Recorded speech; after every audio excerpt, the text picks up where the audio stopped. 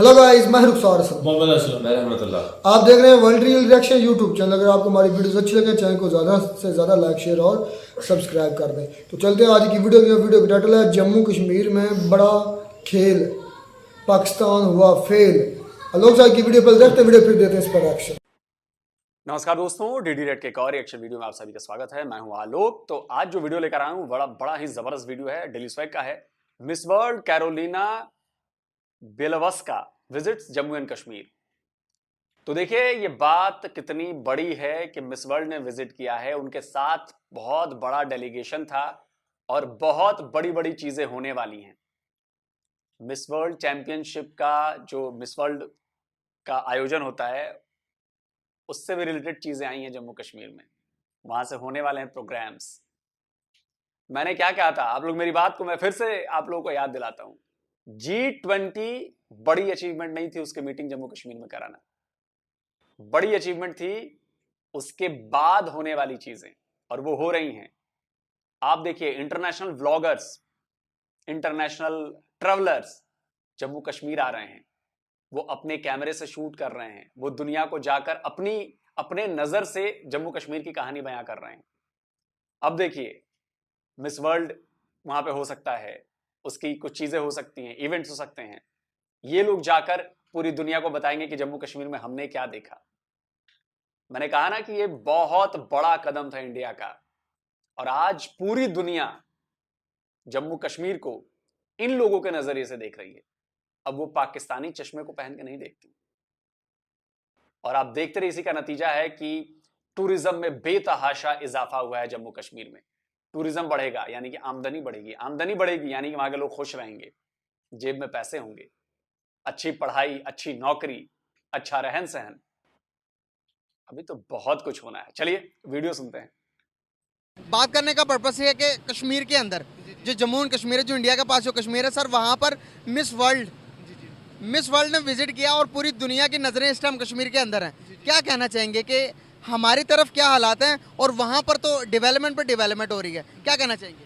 मेरे देखने में जैसे मिस वर्ल्ड वगैरह ने विज़िट किया ना उधर का, तो ये बहुत ज़्यादा अच्छा है। लेकिन जब सारा पाकिस्तानी और पूरी वर्ल्ड के लोग उधर आ रहे हैं विज़िट करने के लिए, लेकिन हमारा इशू ये है कि हमारे जो हैं दोनों पाकिस्तान और इंडिया के दरमियान, यही हमारा मीडिया एक सबसे बड़ा इस बात पे फोकस करता है कि कश्मीर पे जुल्म हो रहा है। सर ये अगर दोनों मीडिया, इंडिया और पाकिस्तान का दोनों मीडिया इस फोकस पे काम करना छोड़ दें, एक दूसरे पे देना छोड़ दें, मेरा ख्याल है कि ये एक अच्छा वर्ल्ड दिया है कि जिसने मतलब आप कह रहे हैं, चाह रहे हैं कि पीस कायम करें न, जे जो उनसे वार जंगों को ख़त्म करके सुलह कर लें। जी बिल्कुल सुलह करनी चाहिए। लेकिन हमसे पाकिस्तान से हालात ज़्यादातर उनके बेहतर हैं, जो हमें दिखाते हैं वो असल चीज़ होती नहीं है सर।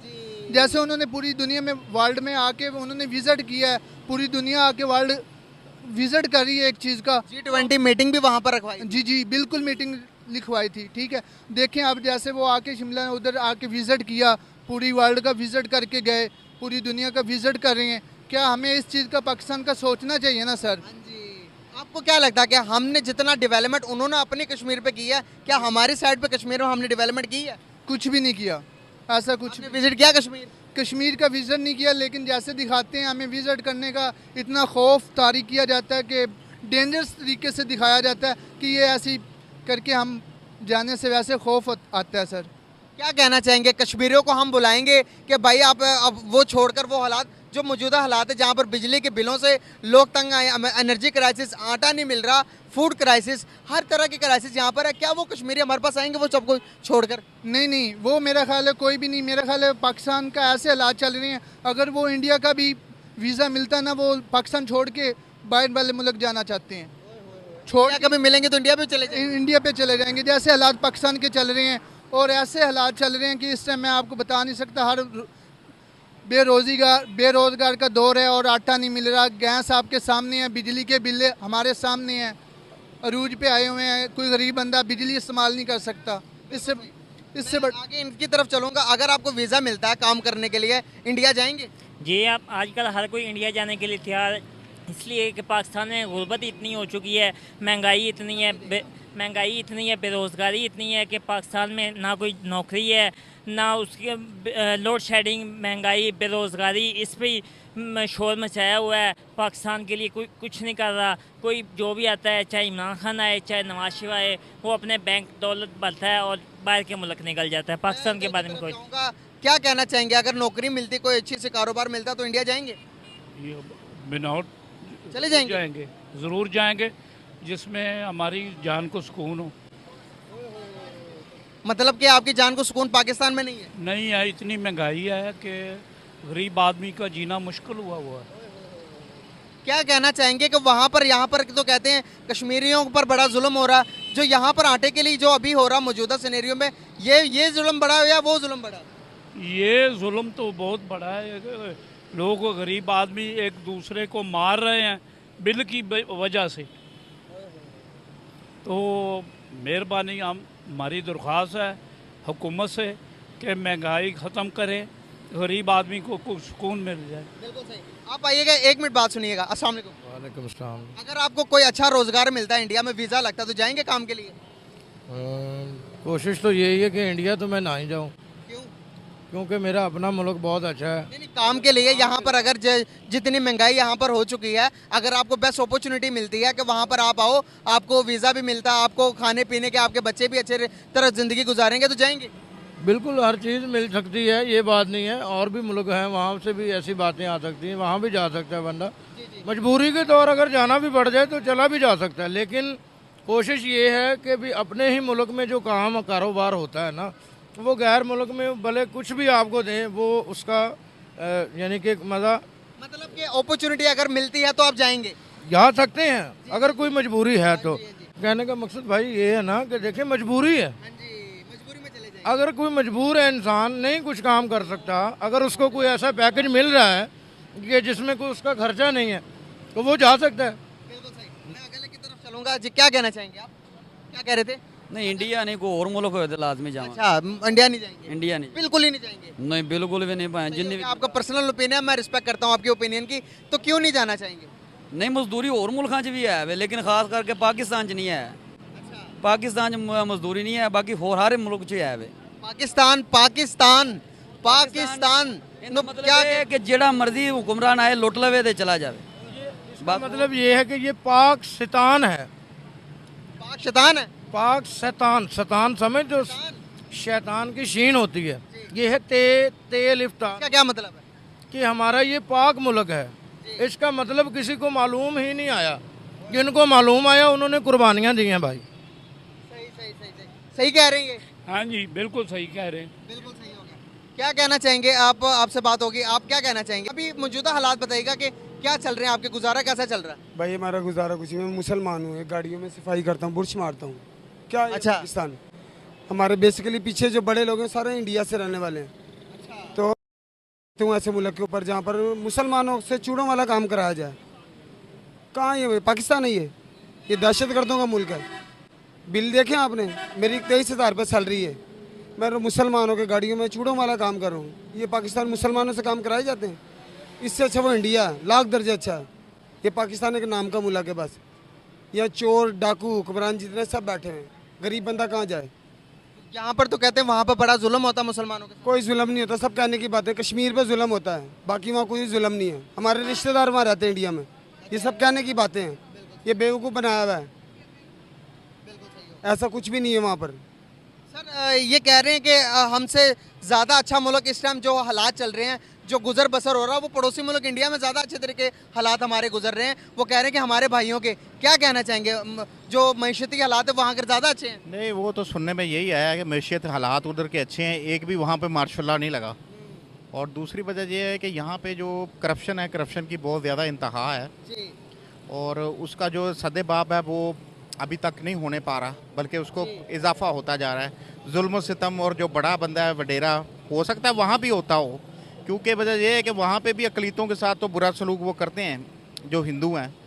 वो वायलेशन तो वो सारी की सारी उधर से होती है। वहाँ पर होती तो यहाँ पर जो जड़ा वाला में हुआ, ये इसका क्या कहेंगे?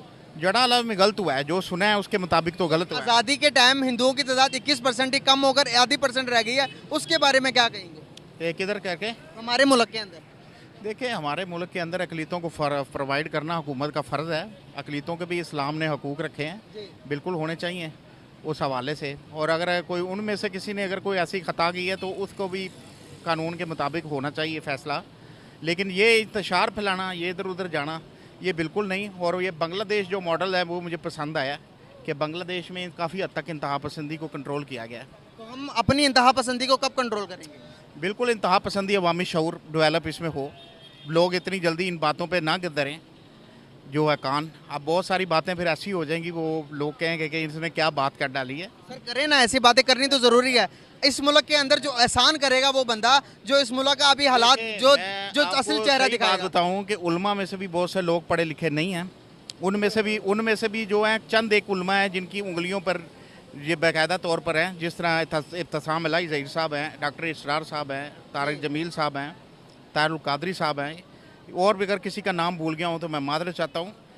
इस तरह करके बेशुमार जो उल्मा गुजरे हैं, उल्मा की तादाद है। लेकिन इसमें से बहुत सारे हमारे ऐसे भी मस्जिद इमाम लोग हैं जो इनको अरबी तक नहीं पढ़नी आती, बस वो एक नाम की दाढ़ी रख के या चंदे मांग के वो लोग बने हुए हैं। इस चीज़ को बाकायदा तौर पर सदेबाब होना चाहिए। जिस तरह ये वकालत का लाइसेंस है वो नहीं कर सकता नॉन अपना लाइसेंस। एक्सट्रीमिस्ट जो हम दूसरों के लिए अच्छा नहीं सोचते, हम सोचते कि हमारे साथ अच्छा हो जाए। क्या दुनिया के अंदर रहते हुए नेचुरल लॉ के मुताबिक ये पॉसिबल है ये चीज़ें?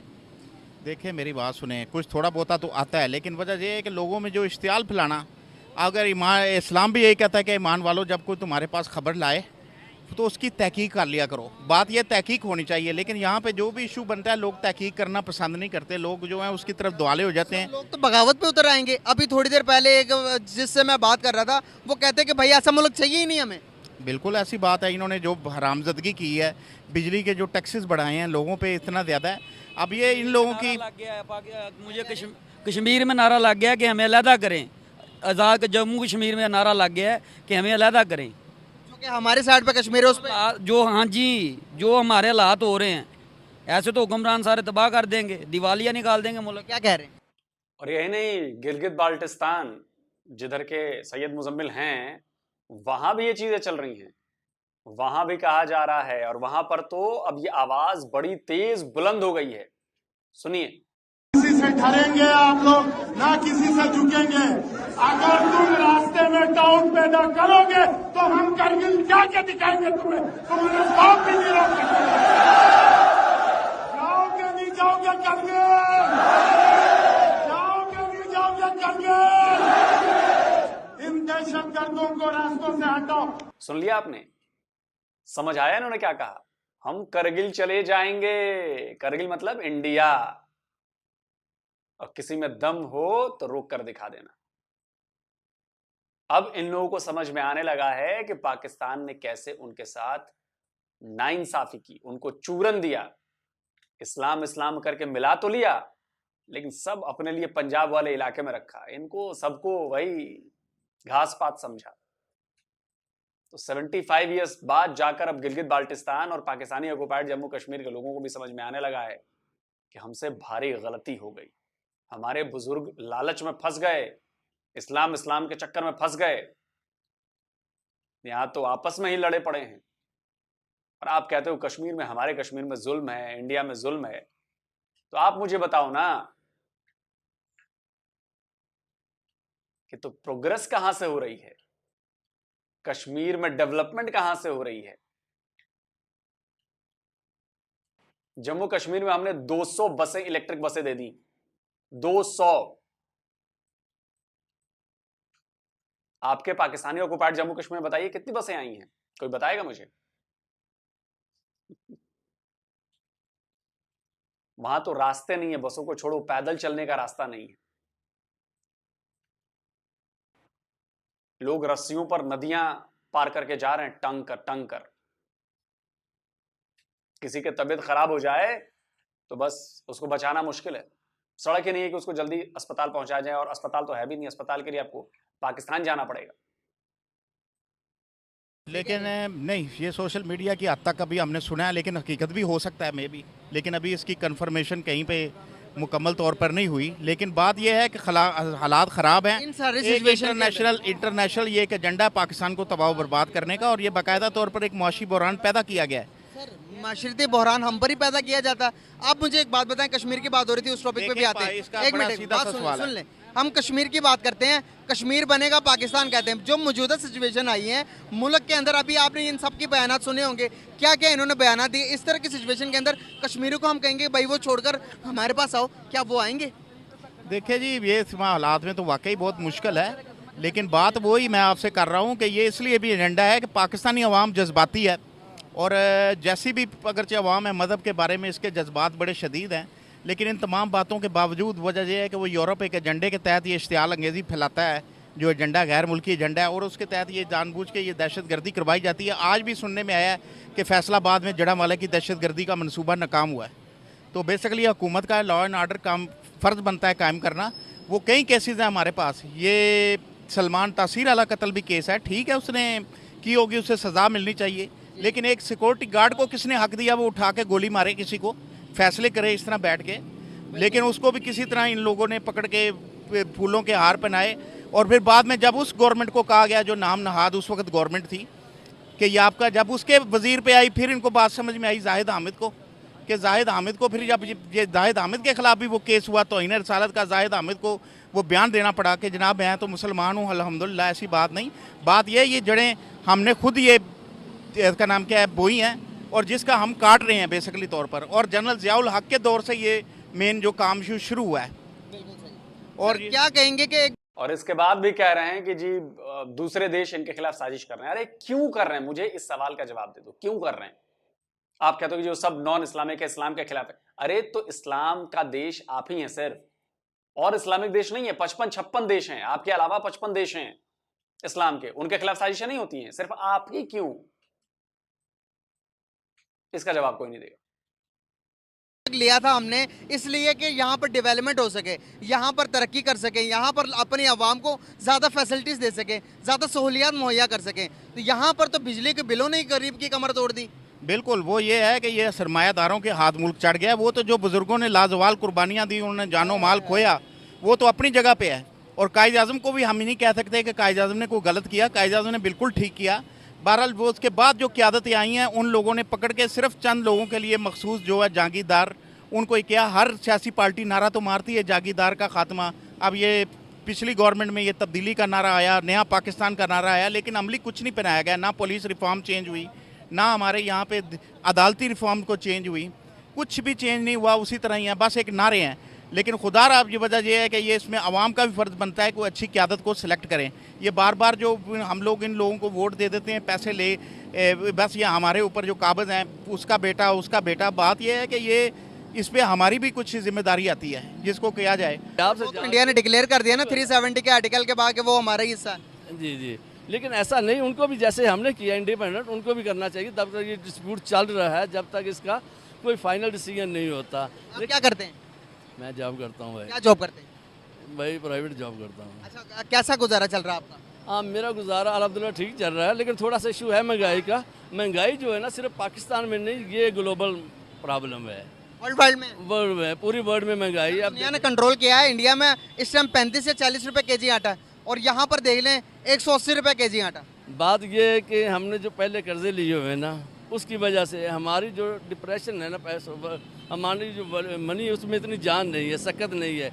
वो हम फॉरेन जो हमने कर्जे लिए हैं उनको देखें या अपनी महंगाई को देखें। अब थोड़ा सा तो हमें करवा घूंट पीना पड़ेगा। हमने अपने आप को स्टेबल करने के लिए जो पिछले कर्जे हैं उनका वॉल्यूम डिक्रीज़ करने के लिए, मिनिमाइज़ करने के लिए हमें कुछ कुर्बानी तो करनी पड़ेगी। और ये है कि हमारा तबका, ज़्यादातर हमारी जो आबादी है, पॉपुलेशन है, वो जो है ना, वो जो सतह है हमारी, वो जो गुर्बत की लकीर से भी नीचे ज़िंदगी गुजार रहे हैं। अब हमें उनके लिए कुछ देखना चाहिए। जो लोग खुदकुशियाँ कर रहे हैं, महंगाई नहीं बर्दाश्त कर पा रहे हैं, उनके बारे में क्या कहेंगे? उनको एक तो ये है कि थोड़ा सा सब्र करें, हौसला करें। सब्र कैसे करें? घर पर ना आटा, ना रोटी, ना चीनी, बिजली के बिल दें या रोटी खाएं या चीनी बच्चों को फीस दें, क्या करें? उसके बारे में थोड़ा बताएं। उनमें यह है कि वो बिजली का इस्तेमाल कम से कम करें, थोड़ा सा देखें।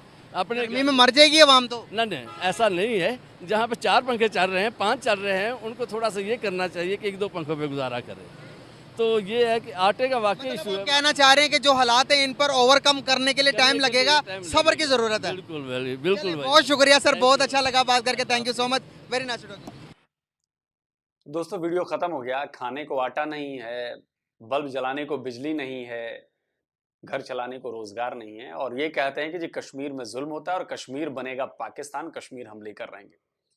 कश्मीरियों ने चप्पल से मारना इन्हें।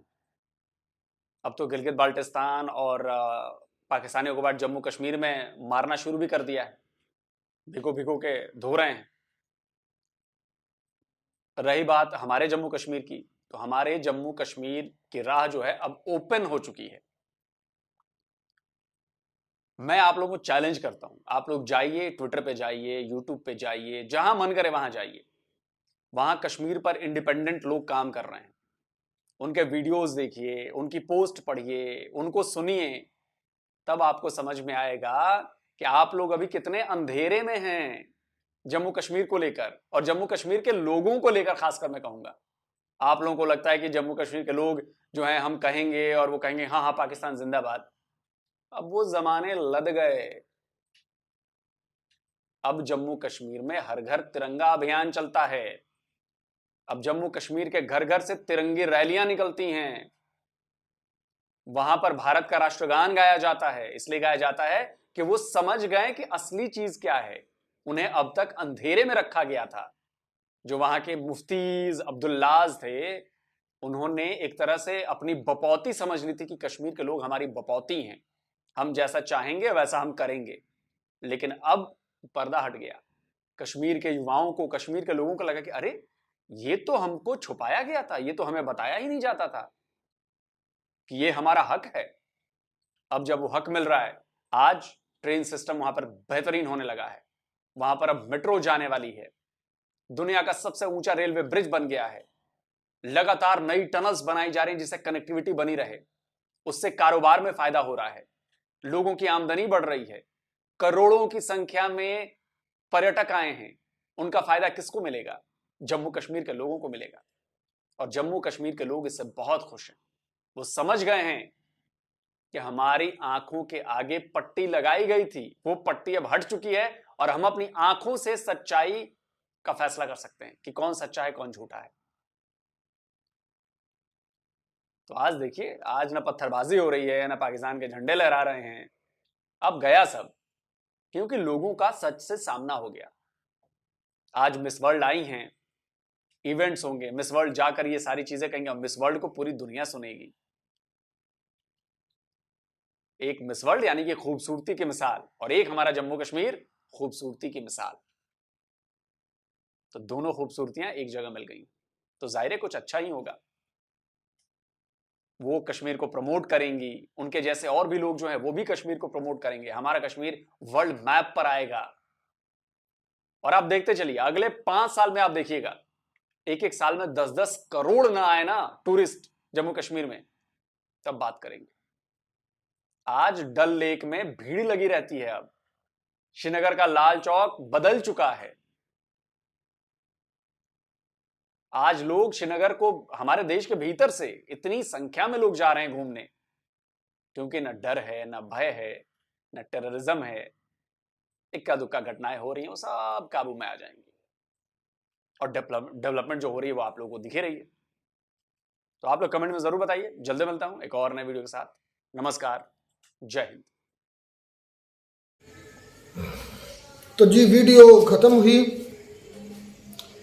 हाँ, एक चीज़ मुझे अच्छी लगती है, अब थोड़ी सी, चाहे पाकिस्तानी अवाम अब मजबूरी में कह रही है या उनको वाकई में समझ आ गई है, या अपने दाल रोटी नहीं पूरी हो रही, उनको समझ आ गई है।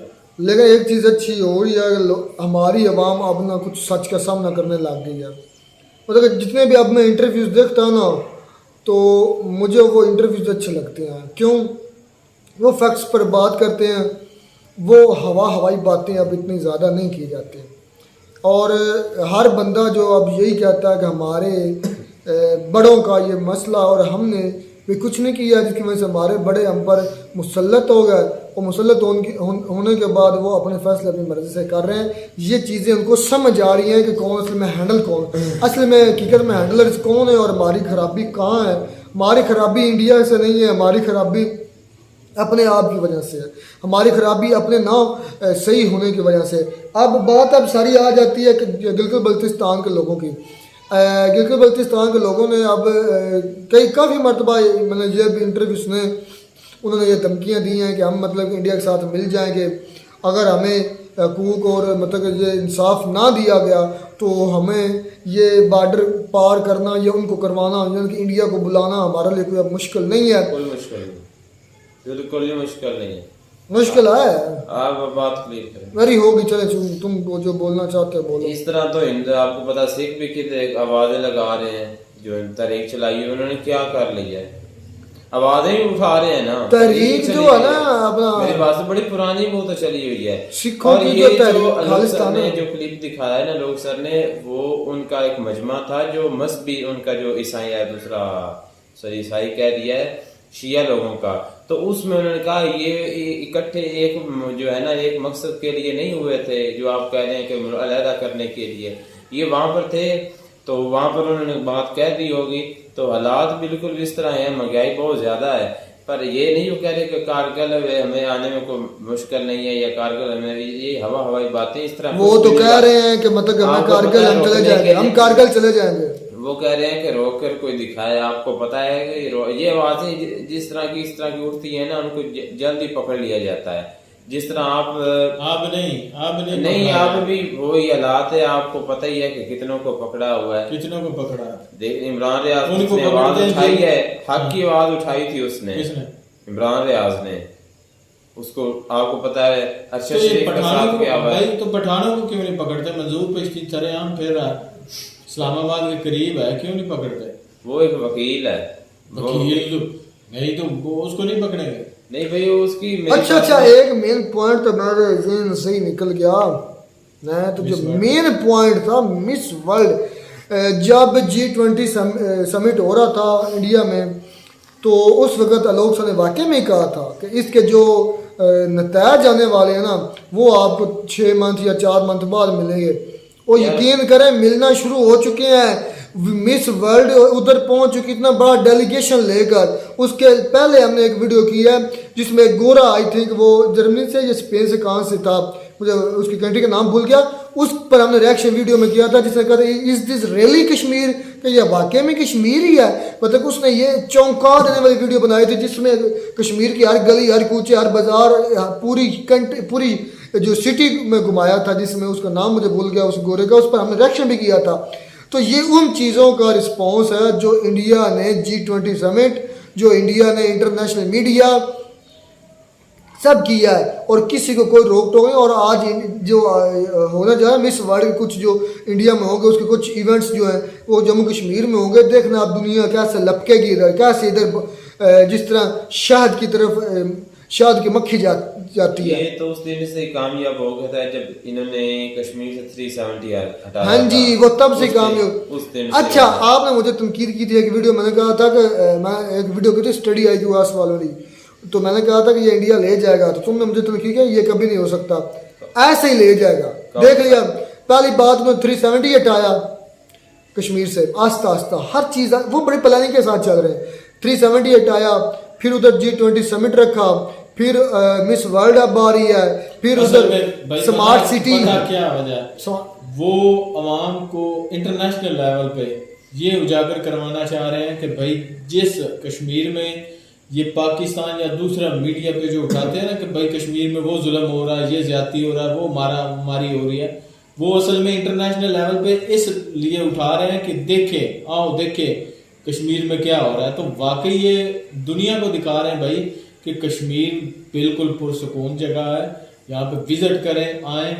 और ये हकीकत में एक नज्मो नस्क के तहत वो कश्मीर बड़े तरीके से कश्मीर वो तो उनके LOC के दूसरी साइड पे था, ये LOC के इस पार है, ये लेना कोई इतना को आसान यार। मैं कहता हूँ जो करना है कर ले, कोई कदम उठा कर तो आप देखें उन्होंने किस तरह उठाना, उन्होंने क्यों उठाना? वो कहते हैं कि आप पहले गिलगित बल्तिस्तान वाले उठाएंगे, ये चलो ज़हन आप में रखना। यहाँ पर और मैं भी यहाँ उठा रहे हैं। यहाँ पर मैं एक तुम्हें बात बताऊं, जिस दिन इंडिया अवाम के समंदर के सामने कोई भी नहीं टिक सकता, जैसे में रखना। जिस दिन इंडिया इसको हासिल कर लेना, मुझे बताना किस जो चीज आप मुझे जब ये इंडिया का जो है पीओ के जो है हासिल कर ले, तो क्या लगता है? बातें छोड़ी जाए, बातें करना आसान है।